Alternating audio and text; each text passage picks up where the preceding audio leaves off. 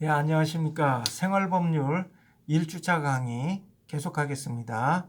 자, 우리 교재 16쪽 혼인의 성립입니다. 자, 이렇게 혼인이 성립을 하려면 두 가지 요건을 갖춰야 돼요. 첫 번째 요건, 혼인의 실질적 요건으로서 혼인하려는 남녀 사이에 혼인의사의 합치가 있어야 되고요. 두 번째 형식적 요건으로서 혼인신고를 갖추어야 돼요. 그래서 한번 먼저 요거 한번 볼까요? 혼인의 성립 요건 해서 자 혼인의 실질적 요건으로서 혼인 의사의 합치가 있어야 된다.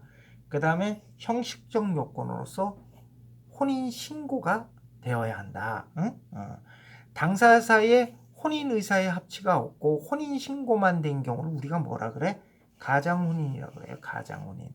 요 가장혼인은 혼인으로서 효력이 없어요. 무효예요. 자, 혼인신고를 하게 되는데 이때 혼인신고를 할 경우에 혼인신고를 담당하는 공무원은 형식적 심사권만 가져요.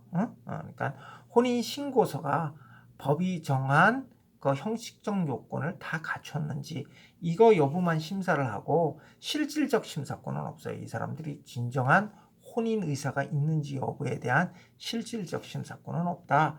그리고 담당 공무원이 혼인신고서를 수리만 하면 혼인신고로서의 효력이 발생을 하고요.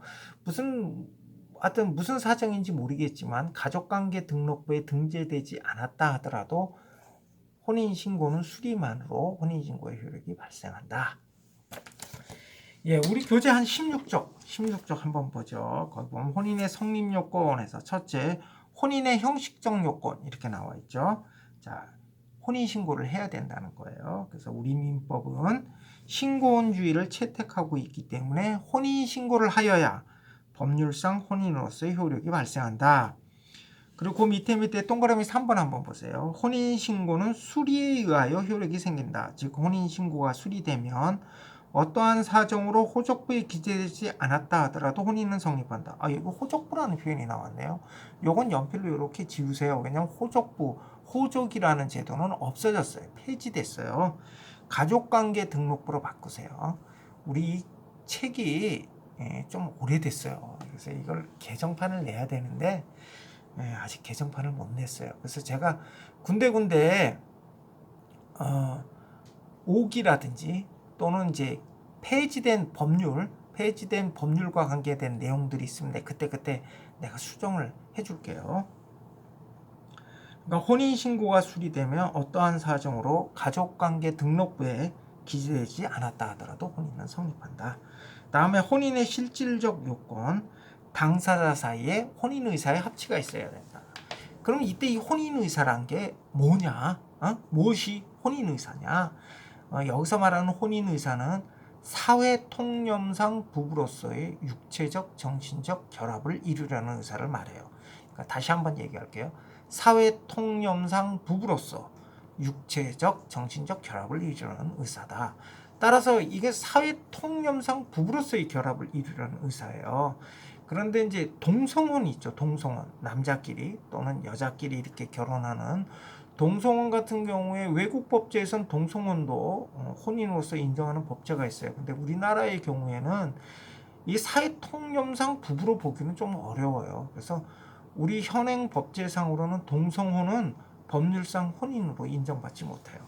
이건 사회통념상 부부로 보기 어렵다. 그 다음에 육체적, 정신적 결합을 이루려는 의사예요. 예를 들어서 동거하지 않을 것을 조건으로 하는 혼인, 그러니까 육체적 관계를 맺지 않을 것을 조건으로 하는 혼인은 혼인 의사가 있었다고 볼 수가 없어요. 17쪽 한번 보죠. 위에서 두 번째 줄이요. 가족관계 등록부상 부부인 것으로 가장하기 위한 혼인신고만 하는 경우가 있어요. 혼인의사의 합치 없이. 이런 경우를 뭐라 그래? 가장혼인. 아까 말한 것처럼 가장혼인이라고. 가장혼인은 뭐예요? 법적으로 효력이 없어요. 무효예요. 요즘에 좀 덜한데 과거에는 가장혼인이 종종 행해졌어요. 누가 했냐면 주로 이제 중국이라든지 동남아에 사는 여성분들이 우리 한국 남성들과 가장혼인을 해서 불법 입국 목적으로 가장혼인을 종종 하고 했었죠. 그때 그 가장혼인은 법률상 효력이 없어요. 무효예요. 자, 이렇게 혼인의 성립 요건 두 가지 잘 숙지해 두세요. 자, 혼인이 성립하려면 어떤 요건을 갖춰야 된다? 실질적 요건으로서 혼인 의사의 합치가 있어야 되고 형식적 요건으로서 혼인 신고가 있어야 된다. 요거는 이제 우리가 이제 좀 이따 이혼에 대해서 자세히 배울 거예요. 이혼. 자, 이혼은 이제 두 가지가 있어요. 첫째가 협의 이혼이 있고 또 하나는 재판상 이혼이 있어요. 자, 협의 이혼 같은 경우에는 당사자 간의 이혼 의사의 합치에 기해서 이혼을 하는 거예요. 자, 그럼 협의 이혼 같은 경우도 요 혼인의 성립 요건과 좀 대응돼요. 그래서 한번 여러분들의 이해를 돕기 위해서 협의 이혼을 한번 여기다 집어넣어 볼게요. 협의 이혼이 성립하려면 어떻게 돼요? 이 혼인은 혼인 의사 합치가 있어야 됐잖아요. 그 협의 이혼인 경우에는 이혼 의사의 합치가 있어야 돼요. 이혼 의사의 합치가 있어야 되고 또 협의 이혼의 경우에는 뭐예요? 이혼 신고를 해야 돼요. 이혼 신고를. 근데 협의 이혼은 혼인하고 이제 차이점이 뭐가 있냐면 혼인의 경우에는 당사자 사이에 혼인 의사의 합치만 있으면 돼요. 근데 협의 이혼의 경우에는 당사자 사이에 이혼 의사의 합치만 있어서 되는 건 아니에요. 가정법원 판사 앞에 가서 이혼 의사 확인을 받아야 돼요. 응? 혼인의 경우는 아니죠. 여러분들 뭐 결혼할 때 판사 앞에 가서 혼인 의사 확인을 받지는 않잖아요. 근데 이제 협의 이혼을 할 때에는 판사 앞에 가서 이혼 의사 확인을 받아야 돼요. 그게 이제 차이점이 있죠. 자, 17쪽 계속 한번 살펴보죠. 17쪽 한번 보세요. 남녀 모두 만 18세가 되지 않으면 유효하게 혼인을 할 수 없다. 자, 이거 우리가 지난번에 약혼의 경우에 약혼 연령이 만 18세였죠. 혼인 연령도 만 18세예요. 그러니까 만 18살이 넘어야 혼인을 할 수 있다. 미성년자가 혼인을 하는 경우에는 부모의 동의를 얻어야 돼요. 우리가 지난번 약혼의 경우에도 마찬가지였죠. 약혼의 경우에도 만 18세는 넘었는데 아직 성년이 되지 않은 사람, 19세 미만인 사람은 부모의 동의를 얻어 약혼할 수 있었죠. 마찬가지로 혼인의 경우에도 만 18세는 넘었는데 아직 19세에 달하지 못한 미성년자는 혼인하려면 부모의 동의를 얻어야 돼요. 자, 동그라미 4번. 동그라미 4번 이하는 혼인이 제한되는 경우예요. 혼인이 제한되는 경우인데 동그라미 4번 한번 보시면 8촌 이내 혈족 사이에는 혼인하지 못한다. 이 혈족은 뭐냐면 피로 맺어진 친족을 말해요. 피로 맺어진 친족. 자, 친족의 종류를 여기서 한번 살펴볼 거예요. 친족의 종류. 자, 친족에는 크게 세 종류가 있어요. 혈족, 피로 맺어진 친족이죠. 배우자, 이건 혼인하는 남녀. 혼인한 남녀는 서로 배우자라는 그런 친족 관계를 갖게 되죠. 그 다음에 인척. 인척은 혼인으로 맺어진 친족이에요. 그러니까 혈족은 피로 맺어진 친족이고 인척은 혼인으로 맺어진 친족이다. 그러니까 혈족 같은 경우에는 내가 어떻게 할 수가 없는 거야. 이건 하느님께서 맺어주신 거예요. 천륜이라 그러죠. 천륜. 이건 피로 맺어진 친족 관계예요. 배우자, 인척은 이거는 내가 어느 정도 선택할 수가 있죠. 그래서 결혼, 혼인은 신중하게 할 필요가 있어요. 혼인은 신중하게 할 필요가 있어. 근데 혼인을 했다? 그럼 어떻게 돼? 이거는 내가 선택할 수 있다. 이렇게 생각하면 안 돼. 혼인하고 난 다음에. 혼인하고 난 다음에는 얘하고 똑같이 생각해야 돼. 얘하고 똑같이. 응? 이거는 이제 나의 숙명이다. 하느님께서 맺어주셨다. 이러면서 같이 사는 거예요. 티격태격 하면서. 자, 인척을 한번 볼까요? 인척을 자세히 살펴보면요. 인척에는 아까 혼인으로 맺어진 친족이라고 했는데 한번 보죠. 혈족의 배우자. 혈족 누가 있어? 내 형제자매. 형제자매니까 혈족의 배우자라고 그런다면 예를 들어서 내 동생의 아내, 내 동생의 남편 이렇게 되겠죠. 그죠? 인척지간이에요. 그 다음에 배우자의 혈족. 나 같은 경우에는 처남, 처제. 만약에 여자인 경우라면 시누이, 시동생, 시아주머니 인척지간이에요. 그 다음에 배우자의 혈족의 배우자. 나 같은 경우에는 내 처의 동생의 아내, 내 처의 동생의 남편. 이제 인척이 되는 거죠. 인척. 그런데 혈족의 배우자의 혈족은 인척이 아니에요. 혈족의 배우자의 혈족은 인척이 아니야. 그럼 예를 한번 들어볼까요? 갑돌이와 을순이가 혼인을 했어요. 갑돌이에게는 갑동이라는 자녀가 있었고요. 을순이에게는 을동이라는 자녀가 있었어요. 자, 이 경우에 한번 보자고요. 갑돌이하고 을순이는 어떻게 되죠? 배우자라는 친족 관계를 갖게 되죠. 그 다음에 갑돌이와 갑동이, 을순이와 을동이는 혈족이죠, 혈족. 그 다음에 갑돌이하고 을동이, 을순이 자녀죠. 갑돌이하고 을동이. 그 다음에 을순이하고 갑동이, 갑동이는 갑돌이의 자녀죠. 무슨 관계? 인척지간에, 인척지간. 그죠? 인척 어디에 해당돼? 혈족의 배우자에 해당되는 거지. 나의 아버지의 아내, 나의 어머니의 남편이 되는 거죠. 인척지간이 되죠. 그런데 갑돌이와 을동이, 응? 을순이의 자녀인 갑돌이와 아닌데? 예, 요거는 제가 잘못 적었네요. 아유, 죄송합니다. 요건 좀 잘못 적었어요. 그런데 갑동이와 을동이는 어떻게 되는 거죠? 갑동이하고 을동이, 응? 서로 각자의 자녀. 갑동이하고 을동이는 인척이 아니에요. 왜 인척이 아니냐 하면 이거 어떤 관계냐면 갑동이하고 을동이의 관계는 잘 보세요. 갑동이의 혈족이 누구죠? 갑돌이죠. 갑돌이의 배우자 을순이의 자녀가 되죠. 응? 근데 이건 인척지간이 아니야. 인척지간이 아니야. 그래서 갑동이하고 을동이는 인척이 아니야. 일척이 아니야. 그런데 아까 요 앞에 보면 갑돌이와 을동이, 을순이와 갑동이는 인척이라 그랬잖아. 이것도 좀 문제가 있지 않아요? 응? 그죠?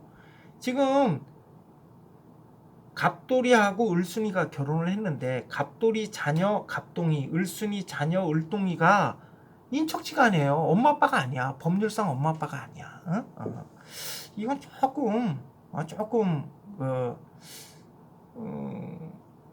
우리가 이제 그 재혼 가정이 있어서 이 법률적으로 어떤 친족 관계 같은 경우가 약간 우리가 이제 같이 가족 구성원으로서 살 때는 어머니, 아버지 이렇게 이제 부르기는 하는데 단순한 인척지간에 불과해요.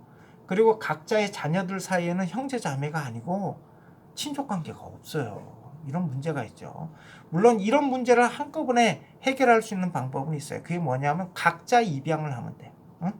각자 입양을 하면 법정 친자 관계가 생기고요. 그래서 법정 형제 자매 관계가 돼요. 응? 예, 하여튼 요 친족에는 이렇게 혈족, 배우자, 인척 이렇게 세 가지 종류가 있다. 그래서 다시 17쪽에 동그라미 4번 한번 돌아와 보죠. 8촌 이내 혈족 사이에는 혼인하지 못해요. 8촌 이내 혈족 사이에는 혼인하지 못한다. 이때 혈족은 부계 혈족이든 모계 혈족이든 따지지 않아요. 뭐 외소촌 지간이든 아니면 뭐 그냥 사촌 지간이든 따지지 않는다. 부계 혈족이든 모계 혈족이든 따지지 않고 8촌 이내 혈족 사이에는 혼인하지 못한다. 그 다음에 동그라미 5번 보면 일정한 인척지간에 있었거나 인척이었거나 인척 사이에 있었던 사람 사이에서도 혼인할 수가 없어요. 여기 인척이었던 자라고 하는 건 뭐예요? 이혼을 했으니까 과거에는 인척관계에 있었는데 이혼을 함으로써 인척관계가 소멸되고 난 다음에도 혼인을 할 수 없다는 거예요. 예를 들어서 여자 같은 경우에 남편하고 이혼하고 난 다음에 뭐 시아주머니하고 같이 혼인을 한다든가 그건 허용되지 않아요. 남자 같은 경우도 아내하고 이혼하고 난 다음에 처제하고 다시 혼인을 하는 것은 허용되지 않는다는 거죠. 그 다음에 이제 동그라미 6번 보면 중혼이 아니어야 한다. 이 중혼은요, 거듭된 혼인이란 뜻이에요. 이 중자가 이제 무거울 중자인데 이게 무겁다는 뜻만 있는 게 아니라 이렇게 겹쳐진다 이런 뜻이 있어요. 그래서 중혼은 거듭된 혼인. 그러니까 우리는 일부 일처제잖아요. 일부 일처제인데 중혼 같은 경우에는 이제 2번 결혼을 하는 거죠. 이건 허용되지 않아요. 중혼은 허용되지 않아. 그래서 거기 이제 17쪽에 동그라미 6번 한번 보시면 민법은 일부 일처제를 혼인의 기본 이념으로 하고 있기 때문에 배우자 있는 사람이 중복해서 혼인할 수는 없다. 자, 혼인의 무효와 취소 한번 보죠. 혼인의 무효와 취소. 근데 여러분들이 이제 그 무효와 취소의 개념을 좀 한번 구별할 필요가 있어요. 우리가 이제 일상생활에서는 이거 무효야, 이거 취소했어, 이 무효와 취소를 구별하지 않고 이렇게 사용을 하는데, 법률상으로 무효와 취소는 엄연히 구별되는 개념이에요. 제가 지금 설명하는 무효와 취소는 일반적인 재산상 법률 관계에서 통상적으로 사용되고 있는 그런 의미를 설명을 할게요. 왜냐하면 이 신분상 법률 관계에 관해서는 이런 재산상 법률 관계에 적용되는 그 어떤 법 개념이 그대로 적용되지는 않아요. 근데 일단은 이제 무효와 취소의 의미에 대해서 우리가 통상적으로 사용되고 있는 의미를 먼저 설명을 하고, 그 다음에 이제 우리 신분 관계에 있어서 어떻게 적용되는지 구체적으로 살펴보는 그런 식으로 설명을 할게요. 먼저 무효와 취소에 대해서 한번 얘기를 할게요. 자, 무효와 취소 한번 보시죠. 무효와 취소. 자, 무효는 뭐다? 처음부터 효력이 없어요. 무효는 처음부터 효력이 없어. 그리고 누구나 언제든지 무효를 주장할 수 있어요. 무효를 주장하는 데는 제한이 없어. 그러니까 무효는 뭐다? 처음부터 효력이 없어요. 처음부터. 그리고 누구나 언제나 무효를 주장할 수 있다. 근데 취소는, 취소할 수 있는 행위는요, 이릉유한 행위예요. 이릉유한 행위. 그런데 취소권자가 취소하면 소급해서 효력이 소멸돼요. 취소권자가 취소하면 소급해서 효력이 소멸돼. 그러니까 다른 거죠. 무효는 처음부터 효력이 없는데, 취소는 이릉유효하지만 이릉유효한 행위예요. 근데 취소권자가 취소하면 어떻게 돼? 소급해서, 그 행위를 할 당시에 소급해서 효력이 소멸돼. 그러니까 법적 효과가 다르죠. 그리고 취소는 취소권자만이 취소를 할 수 있어요. 아무나 무효 주장 못해. 취소권자만이 취소할 수 있다. 그 다음에 취소는 일정 기간 동안 취소하지 않으면요, 취소권을 행사할 수가 없어요. 일정 기간이 경과하면. 언제든지 이 취소권자는 이렇게 취소를 함으로써 행위의 효력을 소멸시킬 수 있는데, 이거를 언제든지 취소권을 행사할 수 있도록 한다 그러면 얼마나 그 법적 효과, 법률 관계가 얼마나 불안정하겠어요.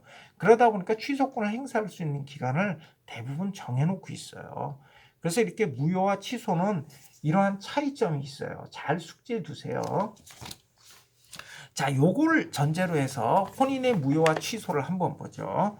자, 무효가 하자가 더 이제 중대한 경우죠. 그죠? 무효인 경우는 아예 처음부터 효력이 없으니까 취소는 이릉유해. 근데 취소권자가 취소하면 효력이 소멸하는 것 뿐이죠. 자, 혼인의 무효와 취소. 어떤 경우 혼인이 무효가 되느냐? 아까 혼인의 성립 요건 중에 실질적 요건, 혼인 의사의 합치가 없으면 뭐라 그랬어요? 혼인이 무효라 그랬죠. 그러니까 혼인 의사의 합치가 없으면 혼인은 무효다. 그러니까 혼인이 무효가 되는 경우, 첫 번째 경우는 혼인 의사의 합치가 없는 경우. 그 다음에 또 혼인이 무효가 되는 경우는 어떤 경우냐면요, 8촌 이내 혈족 사이, 피를 나눈 혈족 사이에 혼인을 하는 경우에는 무효예요. 그런 혼인은 무효야. 그 다음에 직계 인척 관계, 직계 인척 관계에 있거나 있었던 사람 사이의 혼인은 무효예요. 이거는 좀 심한 경우에, 직계 인척 관계라는 게 뭐냐 하면, 여자 입장에서 보면 시아버지하고 결혼한 거고요, 남자 입장에서 보면 장모하고 결혼을 한 거예요. 이거는 거의 뭐 폐륜이죠. 이 정도는 너무 심하다는 거예요. 그래서 이런 거는 무효예요, 무효. 그 다음에 양부모계의 직계 혈족 관계에 있었던 때, 예를 들어서 과거에 나하고 양부모 관계에 있었던 사람하고 혼인을 한 경우죠. 이런 경우도 너무 심하다고 본 거죠. 그래서 이런 경우는 무효예요. 자, 혼인이 무효되는 경우는 어떤 경우다? 첫째, 혼인 의사의 합치가 없는 경우. 두 번째, 8촌 이내 혈족 사이의 혼인. 그 다음에 뭐예요? 직계 인척 관계에 있거나 양부모계의 직계 혈족 관계에 있는 사람 사이의 혼인, 무효다. 무효화. 그 다음 그 나머지는 취소할 수 있는 혼인에 그치죠. 대표적인 게 뭐가 있을까요? 자, 18쪽 한번 보시죠. 우리 교재 18쪽에 보시면 그 이외의 경우에는 당사자, 직계존속 또는 사촌 이내의 관계 혈족이 그 혼인을 취소를 청구할 수 있다. 뭐 어떤 경우겠어요? 혼인 정령에 미달한 혼인. 아까 그 혼인 연령이 몇 살이라고 했죠? 만 18세인데 17살 먹은 아이가 혼인을 한 거예요. 이런 혼인 정령 미달인 혼인, 이거 취소할 수 있는 혼인이에요. 그 다음에 미성년자인데 부모의 동의 없이 혼인을 했어요. 이것도 취소할 수 있어요. 그런데 여기도 좀 제한이 있어요. 혼인정령 미달 혼인인데 나중에 혼인정령에 도달하거나 미성년자가 부모 등의 동의를 받지 않고 혼인을 했는데 나중에 혼인정령? 이거 잘못됐네요. 성년으로 바꾸세요. 여기 혼인정령 이렇게 되는데 성년. 그러니까 미성년자가 부모의 동의 없이 혼인을 했는데 성년이 됐어요. 만 19세가 넘었어. 그러면 부모의 동의 없이 혼인했다는 이유로 취소권 행사를 못해요. 그 다음에 혼인 중 임신한 경우에도 취소권을 행사할 수 없어요. 혼인 중 임신한 경우에도. 자, 18쪽의 세 번째 단락 한번 보시죠. 무효혼의 경우에는 처음부터 혼인의 효력이 생기지 않는다. 처음부터 혼인의 효력이 생기지 않는다. 그러면 무효혼인 경우에는 무효혼 처음부터 효력이 생기지 않네. 그럼 내가 그 혼인신고 담당하는 공무원한테 가서 이 이거 혼인의사 합치 없었어. 무효요. 무효. 그럼 담당 공무원이 예 알겠습니다. 예 그럼 혼인 무효 처리하겠습니다. 그렇게 할까요? 아니죠. 그렇게 안 하죠. 그러니까 현실적으로 혼인 무효 확인을 구하는 소송을 제기를 해야 돼요. 그래서 혼인이 무효라는 사실을 어떤 판결을 통해서 이런 판결문이나 이런 걸 가지고 가야 혼인이 무효가 되겠죠. 그 다음에 그 밑에 줄 보시면 취소할 수 있는 혼인, 아까 혼인 정령이 미달한 혼인이라든지 미성년자가 부모의 동의 없이 혼인한 경우에요. 취소할 수 있는 혼인은 취소한 때로부터 장래에 향하여 혼인의 효력이 소멸한다? 아까 교수님이 취소의 경우에는 이릉 유효하지만 취소권자가 취소하면 소급해서 소멸한다 그랬잖아요. 맞아요.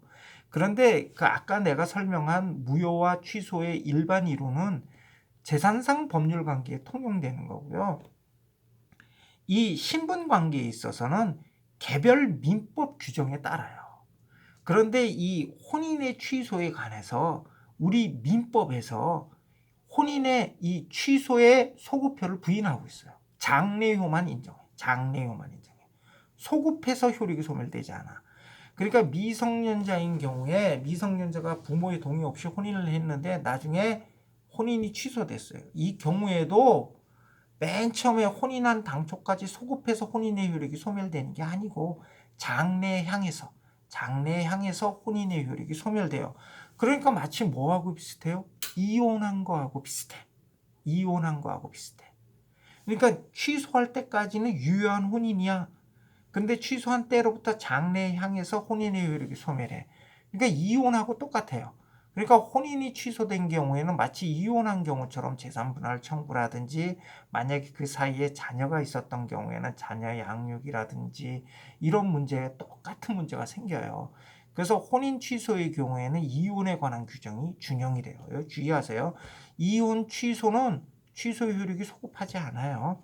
장래에 향해서 취소한 때로부터 장래에 향해서 혼인의 효력을 소멸시킬 뿐이다. 그리고 또 하나는 이때 이 혼인의 취소는요, 그 취소 방법이 정해져 있어요. 반드시 가정법원에 혼인의 취소를 구하는 방법으로, 혼인 취소 소송을 제기하는 방법으로 구해야 돼요. 그러니까 혼인의 취소는 취소 방법이 정해져 있어요. 가정법원에 혼인 취소 소송을 제기하는 방법으로 취소를 해야 된다. 지금 오늘은 이제 여기까지 살펴보고요. 다음 2주차 때 요 혼인의 성립 사례부터 살펴볼게요. 수고 많으셨습니다.